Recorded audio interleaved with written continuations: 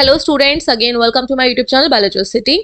आज हम लोग स्टडी करेंगे क्लास 9th का चैप्टर रेस्पिरेशन इन प्लांट्स। इस चैप्टर के हमारे 2 लेक्चर्स हो चुके हैं। ये हमारा थर्ड लेक्चर है इस चैप्टर का, लास्ट के लेक्चर में और इस लेक्चर में काफी लॉन्ग गैप हो चुका है, but still we continue this lecture. Last के लेक्चर्स में हम लोगों ने रेस्पिरेशन को डिटेल में स्टडी किया था, types of respiration, anaerobic and aerobic respiration को स्टडी किया था एंड एक एक्सपेरिमेंट को स्टडी किया था जो प्रूव करता था कि रेस्पिरेशन में O2 गैस यूज होती है।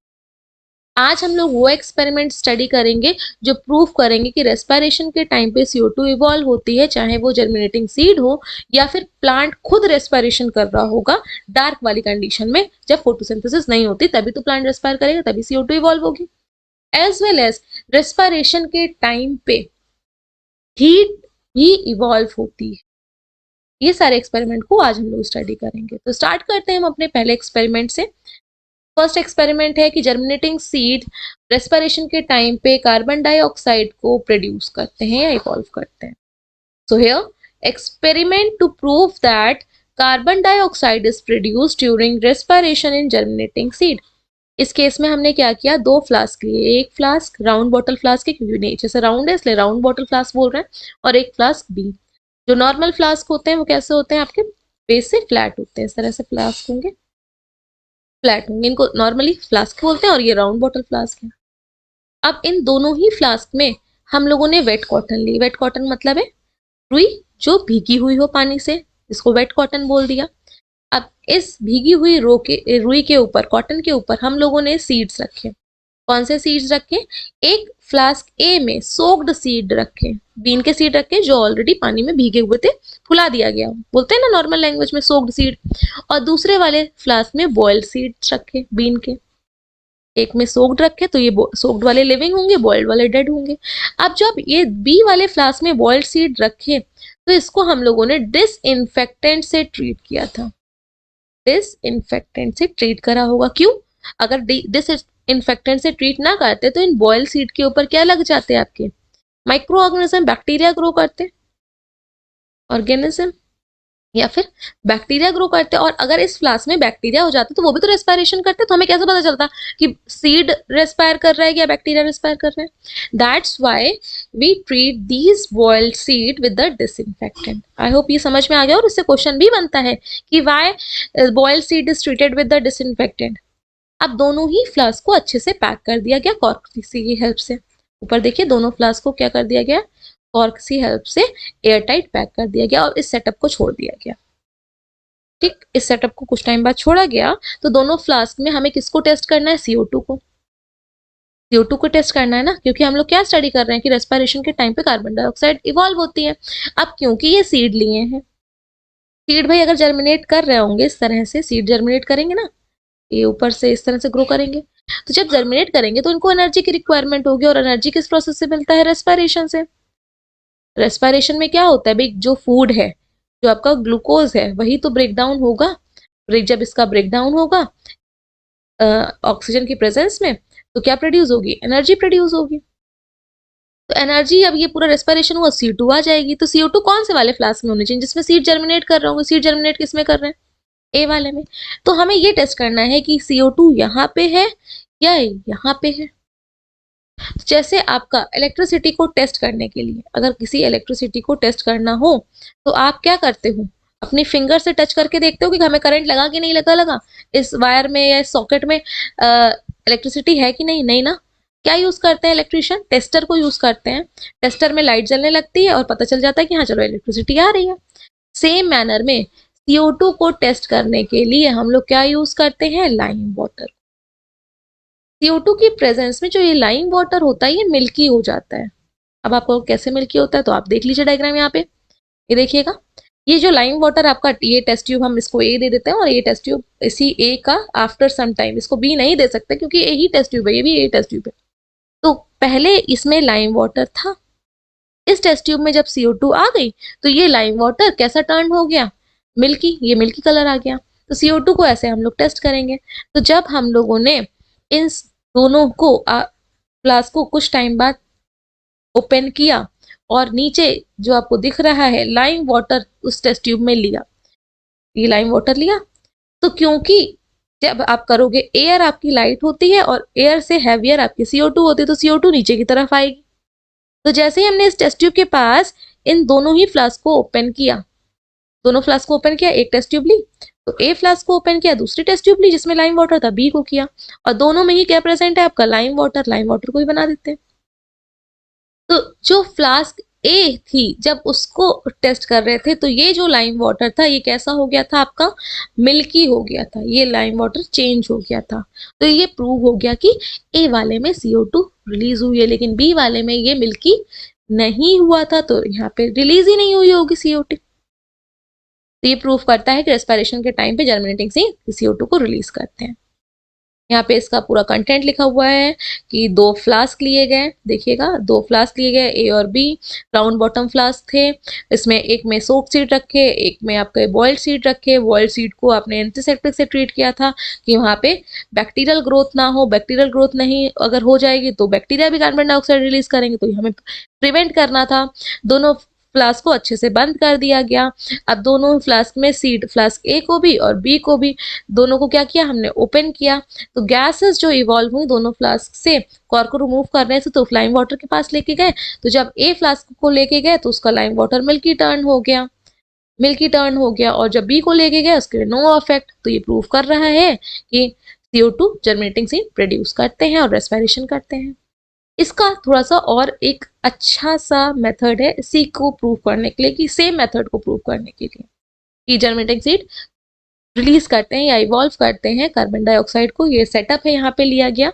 इस सेटअप में कितने फ्लास्क लिए गए हैं, 4, A flask, B flask, C flask and D flask.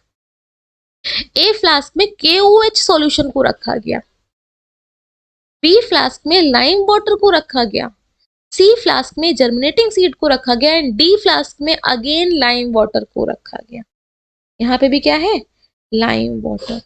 अब एक बहुत ज्यादा इंपॉर्टेंट इससे क्वेश्चन बनता है, what is the function of KOH as well as soda lime. Don't get confuse in between the lime water and soda lime, these both are different.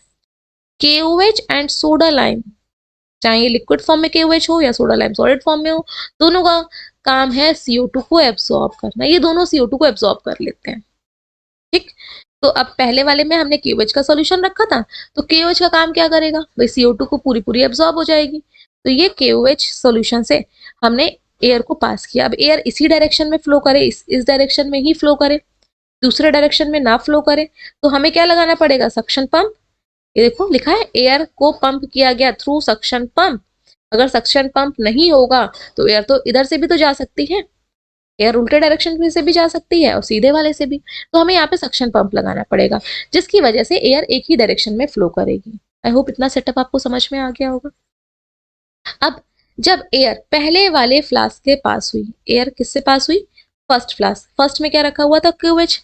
इसने क्या किया, सारी की सारी CO2 को इवॉल्व कर दिया, अब लेकिन हमें अभी भी ट्रस्ट नहीं, ट्रस्ट इश्यू सबको होते हैं, तो हमें यहाँ पे भी अभी भी ट्रस्ट नहीं है कि भाई शायद जो एयर आगे पास हो रही हो उसमें CO2 हो। तो हमने इसको दूसरे फ्लास्क के पास किया जिसमें कि लाइम वाटर था, और हमें पता है कि लाइम वाटर के जो CO2 के प्रेजेंस में ये जो लाइम वाटर है कैसा हो जाता है, मिल्की हो जाता है, ठीक। तो पहले फ्लास्क में ये KOH ने एयर में जितनी भी CO2 प्रेजेंट थी उसको तो एब्जॉर्ब कर लिया होगा। तो सेकेंड फ्लास्क में क्या लाइम वाटर मिल्की टर्न होगा, नहीं होगा, क्योंकि सेकेंड वाले फ्लास्क में जो एयर गई है इसमें CO2 नहीं है, वो तो पहले ही फ्लास्क में एब्जॉर्ब हो गई है। आई होप इतना क्लियर होगा। अब जब बी वाले फ्लास्क से एयर सी वाले फ्लास्क में जा रही है, बी वाले से सी वाले में गई, तो ये एयर में CO2 तो है ही नहीं पहले से, क्योंकि हमने टेस्ट कर लिया था कि यहाँ पे सारी की सारी CO2 को किसने एब्जॉर्ब कर लिया, KOH ने। तो अब फिर जब सी वाले के बाद ये एयर को पास किया डी से, तो यहाँ पे भी तो यही होना चाहिए, जब स्टार्टिंग में जो एयर दी, जो स्टार्टिंग में एयर जा रही थी उसमें CO2 नहीं है, तो डी वाले में भी नहीं होनी चाहिए थी। लेकिन सी वाले में क्या रखे हुए थे, सी फ्लास्क में जर्मिनेटिंग सीड, और जर्मिनेटिंग सीड को जर्मिनेट होने के लिए एनर्जी की रिक्वायरमेंट है, और एनर्जी की रिक्वायरमेंट कैसे फुलफिल होती है, रेस्पिरेशन के थ्रू, रेस्पिरेशन के थ्रू फुलफिल होती है। तो रेस्पिरेशन में कौन सी गैस इवॉल्व हो रही होगी? CO2। तो CO2 कहाँ से आ गई? फ्लास्क सी में इन सीड के थ्रू ही तो आई है। इन सीड ने रेस्पायर किया और पूरे में क्या आ गई? CO2। और जब इसकी एयर, इसकी जो गैस जितनी भी थी वो डी वाले फ्लास्क से पास करी गई, तो यहाँ का लाइम वाटर मिल्की टर्न हो गया। दिख रहा होगा आपको मिल्की, लिखा है टर्न मिल्की। इसका मतलब CO2 कहाँ पे आई? जर्मिनेटिंग सीड ने ही प्रोड्यूस करी, क्योंकि उससे पहले वाले तक तो थी नहीं, इसके पहले भी तो लाइम वाटर था, ये तो टर्न मिल्की नहीं हुआ था। तो ये प्रूव होता है जर्मिनेटिंग सीड CO2 को प्रोड्यूस करते हैं। आई होप ये भी एक्सपेरिमेंट या सेटअप आपको समझ में आ गया होगा। नेक्स्ट आपका जो एक्सपेरिमेंट है, अब आप यहाँ पे सीड नहीं लेना है, आपको लेना है ग्रीन प्लांट। आपको पता है जो ग्रीन प्लांट होते हैं वो फोटोसिंथेसिस भी करते हैं, तो जस्ट अपोजिट होता है फोटोसिंथेसिस एंड रेस्पिरेशन में। फोटोसिंथेसिस में क्या होता है? फोटोसिंथेसिस में CO2 यूज होती है और O2 रिलीज होती है। एंड रेस्पिरेशन में O2 यूज होगी, CO2 रिलीज होगी। तो हमें एक प्रोसेस को तो ब्लॉक करना पड़ेगा ना। जब हम रेस्पिरेशन को टेस्ट कर रहे हैं तो हमें फोटोसिंथेसिस को ब्लॉक करना पड़ेगा। ये फोटोसिंथेसिस उस प्लांट में, जब तक हम इस प्रोसेस को टेस्ट कर रहे हैं रेस्पिरेशन को, तब तक फोटोसिंथेसिस ना हो। तो उसके लिए हम लोग क्या करते हैं, देखिएगा डायग्राम में, एक प्लांट लिया, उस प्लांट के ऊपर जार रखा, दिख रहा होगा आपको साइड में। ये प्लांट लिया है, इस प्लांट के ऊपर क्या रखा है? जार रखा है। और इस जार को कवर से, किसी भी कवर से या क्लोथ से पूरी तरह से कवर कर दिया। इस जार को पूरी तरह से क्लोथ से कवर कर दिया। अब इसके ऊपर लाइट तो आ नहीं पाएगी इसके अंदर, तो प्लांट फोटोसिंथेसिस करेगा? नहीं करेगा। अब लाइट ही नहीं आ रही है तो फोटोसिंथेसिस कहाँ से करेगा? क्योंकि फोटोसिंथेसिस के लिए लाइट की रिक्वायरमेंट होती है। तो ये प्लांट अब जीने के लिए रेस्पिरेशन तो करेगा, कोई भी चीज लेवेंगे तो वहां पर रेस्पिरेशन हो ही रही होगी। तो देखिएगा इस सेटअप में सेंटर पे एक प्लांट लिया गया है, उस प्लांट से दो ट्यूब को कनेक्ट कर दिया गया उस जार से, एक साइड ये एक साइड ये, दोनों साइड दो दो फ्लास्क रखे हैं, एक फ्लास्क ये रखा है और एक फ्लास्क ये रखा है, और दोनों ही फ्लास्क में क्या रखा गया है? Lime water. ठीक, सेटअप क्या था? अगेन एक प्लांट, उसको जार से कवर किया, जार से कवर करने के बाद दोनों साइड से ट्यूब जोड़ी गई, एक जो लाइम वाटर जिसमें रखा है टेस्ट फ्लास्क में, और ये भी लाइम वाटर है। अब इसमें भी यूनिडायरेक्शनल चाहिए। यूनिडायरेक्शनल क्या चाहिए आपको? पंप। तो यहाँ पे पंप लगा दिया, एयर सक्शन पंप। तो एयर किस डायरेक्शन में फ्लो होगी? इसी डायरेक्शन में होगी। और स्टार्टिंग में जब एयर इस डायरेक्शन में फ्लो हो रही है, इधर लेफ्ट टू राइट, इसी डायरेक्शन में तो हो रही है लेफ्ट। तो स्टार्टिंग में सोडा लाइम यहाँ पे यूज किया। देखिए पहले वाले एक्सपेरिमेंट में केवल सॉल्यूशन था, यहाँ पे सोडा लाइम यूज कर लिया गया। सोडा लाइम का भी काम क्या होता है? CO2 को एब्सॉर्ब कर लो। अब हमें फिर भी भरोसा नहीं है जो एयर जा रही है उसमें CO2 है कि नहीं, तो हमने उसको लाइम वाटर से पास किया। लाइम वाटर एज सच रहा, एज सच जैसा था ट्रांसपेरेंट वैसा ही रहा। जब वैसा ही रहेगा इसका मतलब जो एयर इस फ्लास्क में है, फ्लास्क ए में है, उसमें कोई भी CO2 नहीं है। लेकिन जब ये एयर इस जार से पास हुई, उसके बाद ये एयर आगे गई, तो दूसरे वाले फ्लास्क में ये लाइम वाटर कैसा टर्न हो गया? मिल्की हो गया। ये पूरा मिल्की हो गया। इसका मतलब CO2 यहाँ पे बनी, और CO2 किसने बनाई? प्लांट ने। कैसे बनाई? प्रोड्यूस की रेस्पिरेशन के प्रोसेस, रेस्पिरेशन से। आई होप ये भी डायग्राम आपको समझ में आ गया होगा एक्सपेरिमेंट। तो हेयर रीड कर लेते हैं। एक सेटअप लिया, सेटअप में छोटा सा प्लांट लिया ग्रेनियम का, उसको ऊपर एक बेल जार रखा, बेल जार में दो ट्यूब्स लगाई थी, ठीक है, और उसको एयरटाइट फिट कर दिया। और एक साइड आपने फ्लास्क ए लिया जिसमें लाइम वाटर था, दूसरी साइड बी लिया उसमें भी लाइम वाटर था, लाइम वाटर उसमें भी था। एक सक्शन पंप लगाया था, एक ही डायरेक्शन में फ्लो होगा। और स्टार्टिंग में क्या यूज किया था आपने? Soda lime. ये देखिए सोडा लाइम, जब सोडा लाइम से गया तो ए वाले में लाइम वाटर मिल्की टर्न नहीं हुआ, नॉट टर्न मिल्की। लेकिन जब जार से होते हुए गया था तो बी वाले में लाइम वाटर मिल्की टर्न हो गया था। तो ये प्रूव करता है कि ये बीच में जार में क्या प्रोड्यूस हो गई थी? आपकी CO2 प्रोड्यूस हो गई थी बिकॉज ऑफ रेस्पिरेशन। तो ग्रीन प्लांट भी रेस्पिरेशन के टाइम पे CO2 प्रोड्यूस करते हैं। नेक्स्ट एक्सपेरिमेंट बहुत इजी सा एक्सपेरिमेंट है जो कि प्रूव करता है कि हीट भी इवॉल्व होती है रेस्पिरेशन के टाइम पे। कुछ नहीं करना है इसमें ज्यादा, एक दो ये बॉटल ली, दोनों बॉटल में हमने सीड्स डाले। इन सीड्स में एक वाले बॉटल में हम लोगों ने सोक सीड डाले हैं, एक में आपके बॉइल्ड सीड्स हैं। बॉइल्ड सीड्स को हम लोगों ने डिसइंफेक्टेंट से ट्रीट किया गया, क्योंकि अगर यहाँ डिसइंफेक्टेंट या एंटीसेप्टिक से ट्रीट नहीं करते तो बैक्टीरिया ग्रो करते, तो बैक्टीरिया रेस्पिरेशन करते। और दोनों को अच्छे से कॉटन से पैक कर दिया गया, डायग्राम में दिख रहा होगा ना। तो दोनों में, एक में बॉइल्ड सीड्स लिया बी वाले में, और पहले वाले में हम लोगों ने सोक्ड सीड लिया। तो लिविंग लाइव सीड किस में है, ए वाले में। यहाँ पे कैसे हैं, डेड हैं। तो जो भी चीज़ लाइव लिविंग होती है वही तो रेस्पायर करेगी। जो आपकी डेथ हो जाती है, सपोज किसी इंसान की डेथ हो गई, क्या वो रेस्पायर करेगा, नहीं करेगा। रेस्पायर कर रहा होता तो डेड क्यों मानते हैं हम उसको। और दोनों में ही हमने क्या प्लेस कर दिए, थर्मामीटर। ठीक। तो जो आपका फ्लास्क ए था, जो बॉटल ए थी, इसमें टेम्परेचर राइज कर गया, चेक कर लिया। लेकिन फ्लास्क बी में जो पहले था वही बाद में भी रहा, जो टेम्परेचर पहले था वो बाद में भी रहा। इसका मतलब ये प्रूव हो गया कि जर्मिनेटिंग सीड रेस्पायरेशन के टाइम पे हीट भी इवॉल्व करते हैं। तो देख लेते हैं इसके कंटेंट को। हियर दो थर्मोफ्लास्क ली गई। थर्मोफ्लास्क क्यों, जिससे कि आपका टेम्परेचर बाहर से एक्सचेंज ना हो। अंदर जो आपका चाय वाली बोतल होती है, पानी वाली बोतल होती है ना, बाहर के टेम्परेचर का इफेक्ट ना पड़े एनवायरमेंट का। थर्मोफ्लास्क तभी तो नहीं तो बाहर जो टेम्परेचर होगा वो तब भी तो राइज कर जाएगा, या बाहर जो टेम्परेचर बहुत ज़्यादा ठंडा हो तब ये राइज नहीं करेगा। तो हमें थर्मोफ्लास्क लेनी है इस एक्सपेरिमेंट के लिए। और take about 30 gram of peas और बीन सीड्स हमने लिए और उसको पानी में सोक कर दिया था।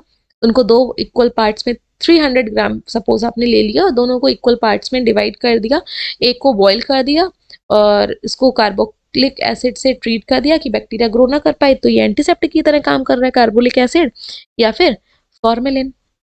तो फ्लास्क ए में लाइव जर्मिनेटिंग सीड है, फ्लास्क बी में किल्ड वन है। और दोनों के माउथ को हमने पैक कर दिया कॉटन वूल से। कॉटन वूल मतलब एक तरह से कॉटन ही है। और दोनों में हमने क्या डाल दिया, थर्मोमीटर डाल दिया। कुछ टाइम बाद हमने देखा जो आपका लाइविंग सीड से या फिर जो फ्लास्क ए था उसके थर्मोमीटर में टेम्परेचर राइज हो गया, और बी वाले में there is no rise in the temperature. तो ये प्रूव करता है कि रेस्पायरेशन के टाइम पे हीट भी इवॉल्व होती है। So this is all about today's lecture.